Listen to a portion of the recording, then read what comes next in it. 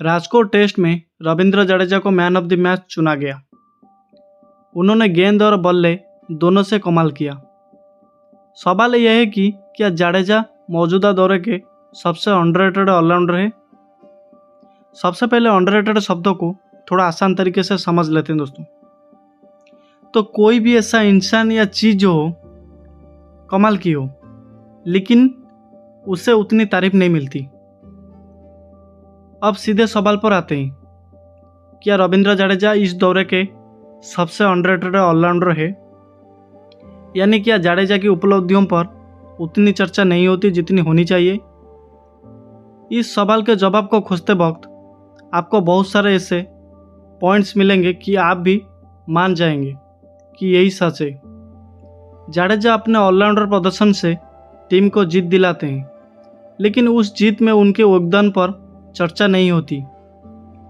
तमाम उपलब्धियों के बाद भी उनके भीतर के ऑलराउंडर को उस तरह पहचान नहीं मिलती जितनी मिलनी चाहिए। राजकोट में पहली पारी में उन्होंने शानदार शतक लगाया। पहली पारी में 2 और दूसरी पारी में 5 विकेट लिए। उन्हें मैन ऑफ द मैच भी चुना गया। लेकिन क्या किसी को आपने ये कहते सुना कि जडेजा कमाल का ऑलराउंडर है? शायद इस सवाल का जवाब नहीं होगा। इसे ऐसे भी समझिए कि दूसरे टेस्ट में भारत की जीत के बाद ये चर्चा थी कि क्या बुमराह इस समय दुनिया के सबसे बेहतरीन तेज गेंदबाज है। लेकिन ऐसी चर्चा रविंद्र जडेजा को लेकर नहीं होती। राजकोट में यशस्वी जायसवाल के शानदार दोहरे शतक पर वरीयता देकर रविंद्र जडेजा को मैन ऑफ द मैच जरूर चुना गया। लेकिन ये बात कहीं नहीं उठी कि क्या जडेजा इस वक्त दुनिया के सबसे बेहतरीन ऑलराउंडर हैं। इसके पीछे शायद एक वजह थी, वो है जडेजा स्पिन ऑलराउंडर है। भारत में ज़्यादा चर्चा ऐसे ऑलराउंडर की होती है जो तेज गेंदबाजी के साथ बल्लेबाज भी करता हो। शायद हमारा स्वभाव ऐसा है कि तेज गेंदबाज ज़्यादा फैसिनेट यानी आकर्षित करते हैं। इसकी एक वजह ये।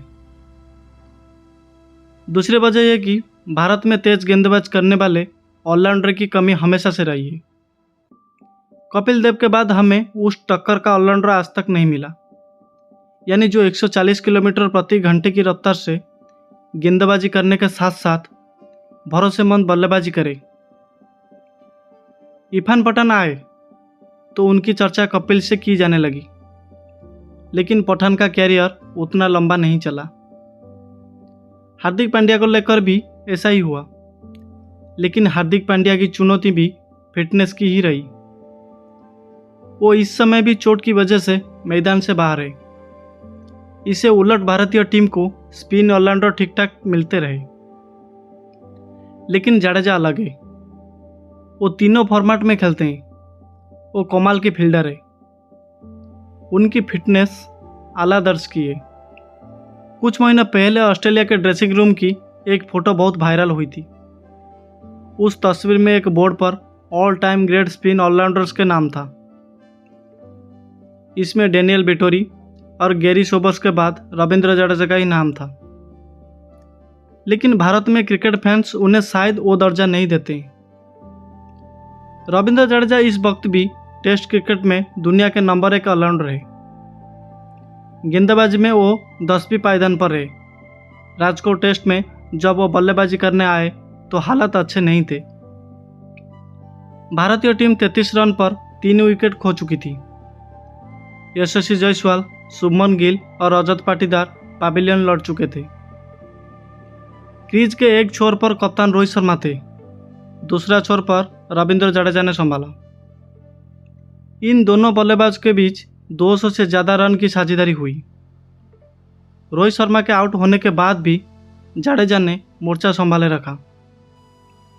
उन्होंने 198 गेंदों पर अपना शतक पूरा किया। इस दौरान सरफराज खान को रनआउट कराने की गलती भी उनसे हुई, जिसकी वजह से उन्हें क्रिकेट फैंस ने भी खूब कोसा। क्योंकि अव्वल तो सरफराज अच्छी बल्लेबाजी कर रहे थे, दूसरा उन्हें काफ़ी इंतजार के बाद टीम इंडिया में मौका मिला था। दरअसल पहले दिन का खेल खत्म होने के बाद Ravindra Jadeja not out pavilion लौटे थे। जडेजा के इस शतक में कमाल का धैर्य था। उन्होंने 100 रन बनाने के लिए 198 गेंदों का सामना किया। उनके शतक में 7 चौके और 2 छक्के शामिल है, यानी 100 में से 40 रन उन्होंने सिर्फ 9 गेंदों पर बना लिए थे। बाकी समय उन्होंने पूरे संयम के साथ क्रीज पर वक्त बिताया, जो टेस्ट मैच में उनकी बल्लेबाजी की स्किल को बताने के लिए काफ़ी है। रविंद्र जडेजा कमाल की एब्यूरेसी से गेंदबाजी करते हैं।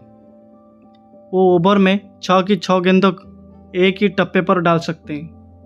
जिस रफ्तार से जडेजा गेंदबाजी करते हैं उसमें गेंद जरा सा भी स्पिन होती है तो बल्लेबाज के लिए उसे खेलना असंभव हो जाता है।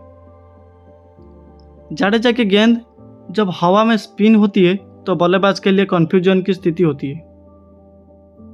उनकी आर्म बॉल वो कमाल तो हर किसी ने देखा है, लेकिन पहली पारी में जडेजा ने कप्तान बेन स्टोक्स को आउट किया था और दूसरी पारी में तो उन्होंने इंग्लैंड का पूरा टॉप ऑर्डर ही साफ कर दिया। सबसे पहले उन्होंने ओली पॉप को आउट किया। अगले ही ओवर में जॉनी बेयरस्टो उसको एलबीडब्ल्यू किया। कुछ ओवर के बाद जो रूट को भी पैविलियन की राह दिखाई, जो रूट को भी उन्होंने एलबीडब्ल्यू ही किया, यानी बल्लेबाज को भ्रम में डालकर उसका विकेट झटका। राजकोट की विकेट से जडेजा वैसे भी अच्छी तरह वाकिफ है, ये उनका होम ग्राउंड है। जडेजा ने राजकोट में जो पिछला टेस्ट मैच खेला था उसमें भी शतक लगाया था। इसके अलावा 4 विकेट भी लिए थे। उस मैच में भारत ने वेस्टइंडीज को बड़े अंतर से हराया था। राजकोट में खेले गए 3 टेस्ट मैच में जडेजा ने 256 रन बनाए हैं। उनकी औसत 128 की है और उसके अलावा उनके खाते में 14 विकेट भी है।